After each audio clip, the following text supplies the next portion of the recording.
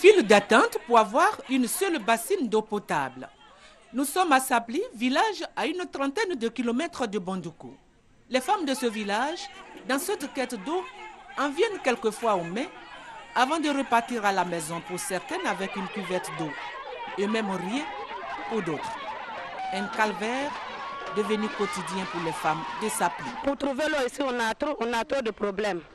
Deux fois, on arrive 1h du matin. 1h du matin, il faut que celle qui arrive 1h du matin, elle doit puiser à 8h.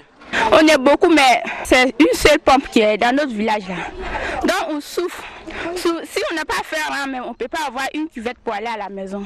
Les pompes de Sapli ont été construites en 80.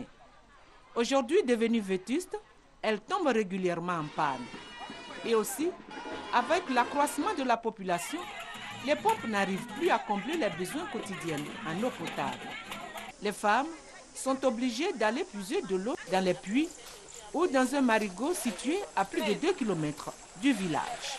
J'ai plusieurs fois décrié ce fait-là, mais elles y vont, malgré moi-même. En retour, ce sont les maladies diarrhéiques, les palus, les fièvres typhoïdes que je rencontre. La présidente des femmes et le président de la mutuelle du village ont entrepris des démarches et attendent beaucoup des autorités. J'ai rencontré les responsables de la direction de l'hydraulique villageoise. Ils m'ont dit qu'ils ne peuvent pas venir le faire parce que ça doit être dans un programme de l'État pour qu'on puisse venir doter le village de pompes villageoises. Construction d'un château qui est chiffré à hauteur de 202 millions environ.